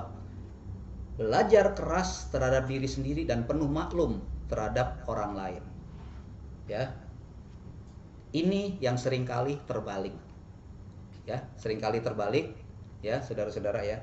Yang terjadi apa? Kita biasanya keras terhadap orang lain dan penuh maklum terhadap diri sendiri. Apa sih contohnya? Belajar keras terhadap diri sendiri dan penuh maklum terhadap orang lain dan bukannya terbalik, ya. Misalnya ada orang lain yang mencuci gelas atau mencuci piring, kemudian misalnya jatuh atau terpecah. Biasanya itu kita marah, apalagi kalau misalnya ya asisten rumah tangga yang melakukan itu, ya kita marah sampai kita bilang, gimana sih kerja, hati-hati dong, jangan sampai pecah. Atau apalagi kalau piringnya piring kristal, tahu nggak itu piring mahal, atau kita punya keramik yang itu, ya gitu. Kita biasanya marah, tapi begitu itu terjadi pada diri kita sendiri, ya biasanya apa? Kita maklum. Kita misalnya cuci piring, tiba-tiba piringnya jatuh, ya iya sih gue capek nih, atau piringnya licin sih. Nah, ini yang sering terjadi, ya teman-teman ya. Jadi oleh karena itu saya bilang jangan terbalik, ya. Jadi harus keras terhadap diri sendiri dan penuh maklum terhadap orang lain. Jadi artinya adalah bahwa kalau kita melakukan satu kesalahan, ya cobalah kita harus berusaha. Oke, saya kali ini melakukan kesalahan, tapi saya akan usahakan tidak lagi, ya tidak lagi melakukan kesalahan yang sama. Tapi begitu orang lain melakukan kesalahan, oh ya sudahlah, mungkin dia lagi capek, mungkin dia lagi banyak masalah, ya. Tapi yang terjadi adalah, makanya saya bilang yang terjadi adalah sekarang terbalik. Ketika orang lain berbuat kesalahan, kita mencecar dia, ya, memaki dia. Wow, kamu begini. Tapi begitu kita melakukan kesalahan, kita langsung memaklumi, iya sih saya begini. Itu namanya terbalik, ya. Oleh karena itu pelan-pelan, ya saudara-saudara, kita belajar keras terhadap diri kita sendiri dan penuh maklum terhadap orang lain, ya. Oh ya, tadi di dalam melatih mental juga tadi saya singgung, ya, bagaimana kita melatih mental mulai dari yang kasar hingga yang halus, ya. Sekarang kita punya indera, kita ada 5. Kita punya indera, kita ada 5 ditambah dengan pikiran. Jadi kita semua punya indera ada 6, ya. Ada mata untuk melihat, ada telinga untuk mendengar, hidung untuk membaui, kemudian lidah untuk merasakan, dan kulit, ya, untuk sentuhan, kemudian satu lagi pikiran untuk berpikir, ya. Di antara ke-6 indera ini, yang paling kasar adalah mata, ya. Kenapa saya bilang mata paling kasar? Dalam arti kita melihat itu setiap orang mudah sekali memberikan satu koreksi. Misalnya sebagai contoh, ini adalah bolpen, ya, ini adalah bolpen. Teman-teman semua pasti tahu, ya, ini adalah bolpen. Tapi kalau saya bilang ini adalah sumpit, tentu pada protes. Bukan, ini bukan sumpit, ini adalah bolpen. Kenapa? Karena bisa dilihat, kemudian bisa dikoreksi, lebih gampang dikoreksi, ya. Kemudian misalnya saya bilang ini adalah lem, gitu, ya, ini adalah lem. Begitu kita bilang bukan, ini lipstick, nah tentu teman-teman juga bisa protes, ya, gampang, ya. Itu kasar karena gampang dilihat, ya, gampang dikoreksi dan hampir semua orang. Kemudian setelah itu apa? Yang lebih halus, adalah telinga. Telinga lebih halus, mendengar sesuatu, ya. itu kita bisa berbeda-beda. Misalnya saya bunyikan misalnya ting gitu. Nah, ting ini bisa dari bunyi piano, bisa dari bunyi organ, bisa dari bunyi bel. Setiap orang bisa berdebat ketika bunyi ting misalnya. Kita akan berdebat. Ini kita nggak tahu nih bunyi apa nih. Gitu. Ya, itu lebih halus karena apa? Kita hanya bisa mendengar. Kemudian kita tidak bisa melihat kecuali kita mengoreksinya adalah melihat. Begitu kita melihat, oh ternyata dia mukul bel, kenapa bunyinya ting gitu. Atau ternyata dia mencet piano, baru kita yakin oh itu suara dari piano. Ya. Yang lebih halus lagi apa setelah itu? Ya, lidah. Ya, lidah ya. Makanya banyak ada game ya, permainan ya, dicoba diteteskan ke lidah ya, suruh merasakan ya. Apa nih rasanya, buah apa? Nah, itu karena memang lebih halus. Dan di antara semua itu yang paling halus adalah yang terakhir, pikiran. Pikiran paling halus, makanya pikiran itu mudah sekali melompat-lompat. Ya, mudah sekali menggelepar-gelepar ya, seperti yang sebelumnya saya sampaikan ya. Jadi pikiran kita itu bagaikan ikan yang dikeluarkan dari air, dia menggelepar-gelepar terus ya, tidak bisa diam ya. Kenapa demikian? Karena yaitu pikiran kita sulit sekali dikendalikan. Nah, caranya adalah dengan melatih. Makanya kenapa saya ajarkan kita melatih mental mulai dari yang kasar, yaitu kita mulai dari mata melihat ya. Kita latih mata melihat sesuatu yang indah misalnya. Jangan terpana, jangan terpaku. Begitu sesuatu yang indah itu berakhir, kita harus segera bisa menyadari oh ya sudah berakhir ya. Anggaplah kita lagi nonton sinetron, tiba-tiba ada iklan, ya sudah terima iklan. Jangan begitu iklan, kesel. Ya, begitu juga hal-hal yang lain. Nah, kalau kita sudah melatih dari hal yang kasar, lama-lama kita bisa melatih mengendalikan pikiran kita. Ya, jadi pelan-pelan ya teman-teman ya. Mari kita sama-sama, termasuk saya juga masih dalam belajar ya. Mari sama-sama kita melatih mental kita ya, mulai dari yang kasar hingga yang halus. Dan kalau melatih mental dari yang halus adalah tidak ada cara lain ya, harus melatih dengan meditasi ya. Meditasi seperti saya bilang ya, meditasi sebetulnya banyak macam ya. Seperti di waktu yang mengenai manfaat meditasi saya sudah jelaskan ya. Jadi meditasi itu secara umum ada dua macam ya. Ada meditasi konsentrasi atau meditasi ketenangan ya. Satu lagi meditasi perhatian murni atau meditasi perhatian penuh atau meditasi mindfulness atau meditasi kebijaksanaan ya, dua ini. Nah, kalau meditasi konsentrasi ini ada 40 subjek ya. Jadi disebutnya subjek ya, bukannya objek ya. Kebanyakan orang menyebutnya objek ya, tapi sebetulnya ini meditasi ini subjek. Kenapa disebut subjek ya? Karena kita sendiri yang melakukan ya. Cuma ya itu subjeknya itu apa? Ada yang dengan subjek cahaya, dengan subjek warna, dengan subjek makanan dan sebagainya. Jadi ada 40 ya, 40 subjek meditasi. Dan nanti salah satunya kita akan mempraktekkan mengenai meditasi cinta kasih ya. Kalau meditasi kebijaksanaan atau meditasi perhatian penuh ya, perhatian murni sudah saya bahas ya. Tinggal teman-teman bisa ditonton kembali. Ya, rasanya kira-kira ya teman-teman ya, apa yang saya sampaikan mengenai bagaimana kita mengendalikan antipati ini sudah secara cukup luas ya saya sampaikan. Semoga bermanfaat ya, bisa dipraktekkan ya. Kemudian karena ini masih bisa walaupun live streaming ya, tapi kan nanti saudara-saudara teman-teman ya masih bisa memutarnya kembali ya. Bisa diputar ulang ya, bisa sambil buat belajar bagaimana sih kita mengendalikan jiwa kita, mengendalikan mental kita ya. Kita punya pikiran, perasaan dan perilaku agar kita bisa menjadi bahagia. Tidak selalu timbul kebencian setiap hari ya. Terus jangan lupa ya, kalau yang mau konsultasi ya silakan ya, sudah ada nomor telepon ya, bisa menghubungi nomor telepon yang tertera ya di layar ya. Ya itu saja teman-teman ya, saya yang mengenai bagaimana kita mengendalikan penolakan atau antipati yang saya sampaikan kali ini. Semoga bermanfaat. Nanti sesi berikutnya adalah kita praktek untuk meditasi cinta kasih. Ya, dalam pandemi corona ini ya tetap saya harapkan ya tetap kita berdiam di rumah ya, dan jangan lupa untuk subscribe ya, like, share dan subscribe ya di channel Omori TV, dan jangan lupa tetap waras di rumah.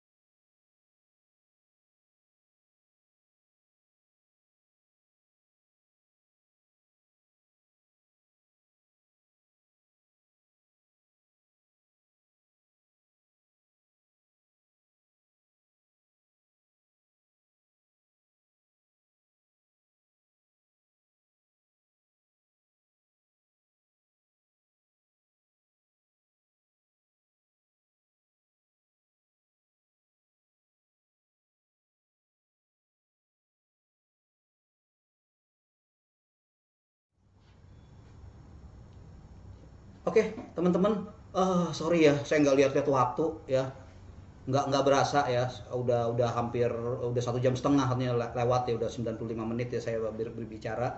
Jadi mohon maaf, mungkin kali ini saya tidak akan lakukan praktek meditasi cinta kasih ya. Tapi saya janji dalam waktu dekat nanti saya akan tampilkan meditasi cinta kasih. Nah sekaligus nanti tadinya hari ini rencananya hanya mau praktek meditasi cinta kasih ya, tidak secara teori. Tapi nanti karena memang ada sesi berikutnya ya, saya akan berikan panduannya secara lebih lengkap, teorinya mengenai praktek meditasi, kemudian juga mengenai manfaat dari meditasi cinta kasih. Jadi akan lebih luas ya, dan saya janji dalam waktu dekat, mungkin minggu depan baik bentuk live streaming ataupun dalam bentuk video ya. Yang penting saudara-saudara jangan lupa like, share, dan subscribe ya, sehingga kita bisa memberikan informasi ketika video-video dari Omori TV ini kita akan tayangkan ya. Kemudian katanya sudah ada yang bertanya, coba apa tuh pertanyaannya ya? Ya, bagaimana mengelola mental yang penuh antipati atau kemarahan? Ya, oke. Ya, terima kasih ya. Jadi katanya bagaimana mengelola mental yang penuh antipati atau kemarahan ya. Jadi seperti yang sudah saya jelaskan sebelumnya ya. Jadi kita mulai dari hal yang sederhana, hal yang kecil ya. Jadi teman-teman ya, untuk mengelola mental ini memang bukan hal yang gampang. Karena apa? Seperti saya katakan, mental itu adalah sifat dasar kita yang kita sudah sudah alami selama bertahun-tahun. Anggaplah misalnya umur kita 35, sudah 35 tahun. Anggaplah misalnya dikurangi masa kecil kita berarti dari mulai umur 2 tahun ya kita sudah mulai bisa mendengar, mengerti ucapan ya, itu kita sudah belajar. Ya, dan itu sudah puluhan tahun. Nah, tiba-tiba harus dirubah. Ini kan pasti akan mengalami kesulitan. Ya, oleh karena itu jadi melatih dari hal yang kecil. Saya bilang melatih dari hal yang kecil dan sederhana, kemudian mulai dari hal yang dapat dilakukan sehari-hari. Dan kemudian latih setiap saat satu persatu ya, dan perlahan-lahan. Kemudian jangan malas ya. Mesti coba lagi ya. Nah, itu jadi walaupun sulit ya, tidak mudah dan banyak godaan, tapi bukan sesuatu yang tidak dapat dilakukan ya. Kira-kira demikian ya untuk tadi yang penanya. Saya lupa nanyakan namanya siapa ya tadi yang untuk menanyakan mengelola mental ya. Jadi itu jawaban dari saya, dan kemudian bisa diulang, jadi video saya bisa diulang. Oke, kemudian ada pertanyaan lagi, silakan. Dari Muhammad Hafid. Ya. Sorry dok, saya mau tanya dong, kenapa ya setiap kali saya masuk kuliah dan ada materi kalkulus, saya selalu merasa bosan dan selalu mau cepat keluar kelas. Itu kenapa ya dok? Oke, ya untuk saudara Hafid ya, jadi terima kasih ya pertanyaannya ya. Jadi memang seperti saya katakan, antipati ini atau penolakan ini ada yang intensitasnya meningkat ya, ada yang menurun. Kalau meningkat itu memang dalam bentuk kemarahan, dalam bentuk emosional ya. Sementara kalau yang menurun itu bisa sampai yang menggerutu dan rasa bosan. Rasa bosan ini adalah timbul karena di dalam diri kita sudah ada antipati, sudah menolak. Kenapa timbul menolak? Misalnya seperti tadi ya, saudara Hafid mengatakan bahwa dia kalau pelajaran kalkulus ya memang pelajaran kalkulus ya memang pelajaran yang membosankan. Karena apa? Pertama kali ketika mau pelajaran, coba deh perhatikan, ketika kita pertama kali mau mengikuti kuliah tersebut, di dalam batin kita sudah ada penolakan dalam bentuk apa? Aduh, ini kuliah gue nggak suka, kuliah gue ini membosankan. Itu pertama. Terus kemudian biasanya yang membuat kita membosankan apa? Kita tidak mengerti. Karena kita tidak mengerti, akhirnya apa? Yang dosen jelaskan kita tuh nggak nangkep ya. Jadi bukan hanya kuliah kalkulus, kuliah lain apapun, kalau kita sedang seminar ya biasanya ya, atau kita sedang melakukan kegiatan lainnya ya, ketika topiknya bagi kita itu tidak menarik, di dalam diri sudah ada penolakan, sudah ada antipati. Akibatnya apa? Kita sudah tidak tertarik, tidak ada motivasi untuk dengerin ya, untuk mendengarkannya dengan baik, dan akhirnya apa? Timbul rasa bosan.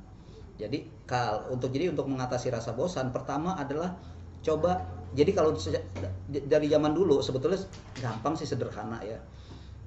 Kalau untuk murid atau apa tuh mahasiswa ya. Jadi kalau kita misalnya untuk mengendalikan apa tuh mengelola rasa bosan ini, pertama coba sukai dulu pengajarnya ya, karena kalau kita sudah tidak sudah mata kuliahnya kita nggak suka, sama pengajarnya kita nggak suka, pasti timbul bosan. Coba pertama sukai dulu eh, ininya pengajarnya. Kalau gimana dong kalau materinya kita nggak suka, pengajarnya kita nggak suka, coba kita sukai apa lingkungannya ya, atau kita ajak teman-teman yang menarik sehingga apa ya, timbul rasa kesukaan dulu ya. Kita rasa suka, nah dengan rasa suka itu akhirnya apa, kita sudah mulai lagi antipatinya makin menurun ya, seperti itu ya. Kemudian cara lainnya adalah setelah kita menyukai salah satu ya, entah gurunya, entah kemudian lingkungannya, entah teman-teman yang peserta pengikutnya ya, ataupun misalnya kita cobalah mengerti materinya ya. Karena apa, kalau kita tidak mengerti materinya, kita akan timbul rasa bosan yang luar biasa ya. Kira-kira demikian ya. Mudah-mudahan saudara Hafid bisa mengatasi rasa bosan, kemudian bisa mengikuti kuliah dengan baik ya. Oke, kira-kira seperti itu ya. Ada lagi yang bertanya?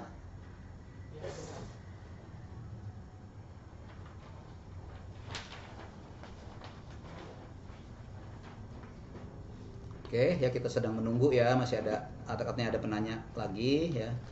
Sedang menunggu.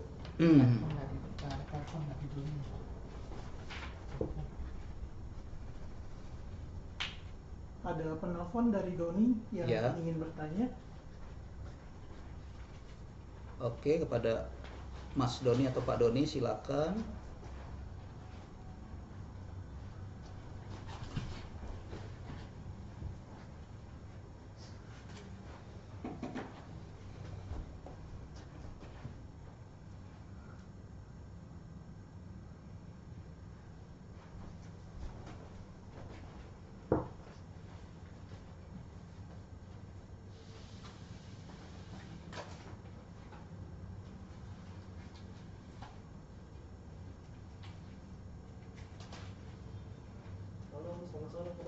Ya, sore. Ya, baik, baik. Ya, gimana Mas Doni? Apa yang ingin ditanyakan? Bukannya rasa pede banget ya dok ya. Jadi begini dok, dulu saya ini bisa dibilang lah termasuk orang yang sabar ya dok ya. Terus saya juga termasuk orang yang cuek. Tapi kenapa ya dok ya? Sekarang saya jadi orang yang sangat mendendam sekali dok. Yang saya rasakan memang terasa banget. Dan saya selalu memikirkan seseorang yang sudah membuat saya seperti ini gitu dok. Iya, iya. Itu kira-kira kenapa ya dok ya? Oke ya, kepada saudara Doni ya. Oke, jadi nah ini seperti tadi ya saya sampaikan ya, siklus pembentukan mental ya itu kan dari kita mulai kita punya mental itu kan terdiri dari pikiran, perasaan dan perilaku yang saling berkaitan dan mewarnai kehidupan kita sehari-hari ya. Ya. Kalau kita terus latih, ini akan jadi kebiasaan. Dan kemudian kalau setelah jadi kebiasaan masih kita teruskan, akan menjadi sifat kita atau menjadi karakter. Dan inilah yang jadi kepribadian. Mas Doni awalnya sebagai seorang yang penyabar, orang yang cuek, ya. Nah, ada faktor. Makanya saya bilang mental itu apa sih yang mempengaruhi mental itu? Ya selain dari kita punya keluarga ya, keluarga, pergaulan, ya, kemudian lingkungan. Nah, coba Mas Doni pelan-pelan introspeksi. Pasti ada entah dari keluarga, entah dari lingkungan atau dari pergaulan yang membuat Mas Doni menjadi bersifat mudah emosional, mudah marah. Makanya di sebelumnya kan saya juga sebutkan, janganlah kita bergaul dengan mereka yang punya sifat buruk. Bukan berarti kita mendiskriminasi mereka, tapi yang jadi masalah adalah kita sebagai manusia gampang sekali tertular, gampang sekali terinfeksi dengan perilaku-perilaku buruk. Ya, perilaku buruk ini lebih infeksius, lebih menular dibandingin pandemi COVID-19 ini ya. COVID-19 dengan kita social atau physical distancing ini bisa kita cegah. Ya, kemudian obatnya juga sudah mulai ada, kita istirahat ya. Tapi kalau sifat ini, kepribadian ini akan sulit sekali sudah menjadi sifat, ini akan sulit untuk untuk dihapuskan atau untuk dirilis ya, untuk dilepaskan. Tapi bukan berarti tidak bisa. Memang sulit ya. Jadi apalagi untuk Mas Doni, kalau saya lihat ya, Mas Doni ini awalnya orang yang penyabar dan orang yang cuek, dalam arti orang yang nggak peduli sama orang lain ya, dalam arti nggak kepo gitu, nggak mau yang ngerecokin orang lain. Iya, Orang benar yang dok. penyabar. Tapi kenapa kok sekarang berubah jadi pemarah? Ada yang mengaruhi. Nah, bagaimana caranya kembalikan? Jadi kalau mental ini itu kan kita lakukan terus-menerus jadi kebiasaan, akhirnya jadi kepribadian. Sekarang kita puter mundur. Nah, sekarang Mas Doni yang jadi pemarah. Coba ya, yang saya sebutkan ya, ketika mulai deh hal yang sederhana, ketika mau marah, ingat ya, jari-jari hitung dulu. Coba ketika ada sesuatu begitu mau marah, coba hitung dulu ya. 1, 2, 3, 4, 5. Nah, mudah-mudahan marahnya sudah menurun, jadi tidak sampai terlontar. Kalau masih marah terlontar, biasanya intensitasnya sudah menurun, dan ini perlu dilatih. Harusnya sih memang saya akan melatih dengan meditasi cinta kasih ya, tapi mohon maaf banget ya, karena saya nggak ini ya, keenakan ngomong sehingga sampai ini ya Mas Doni ya. Di lain waktu nanti kita akan infokan ya, baik live streaming maupun yang video yang di Omori ya, gitu. Oke. Oke, oke. Oke ya, Terima saya kasih rasa banyak ya Pak Dokter. Oke ya Doni ya, mudah-mudahan bisa Oke. membantu. Oke ya, saya rasa ya teman-teman ya, cukup sekian ya live streaming kita kali ini ya. Jangan lupa ya, like, share dan subscribe Omori TV, dan kemudian nantikan program-program menarik lainnya seputar psikiatri dan psikologi ya. Tetap di rumah ya, jaga physical distancing ya, dan jangan lupa tetap waras di rumah.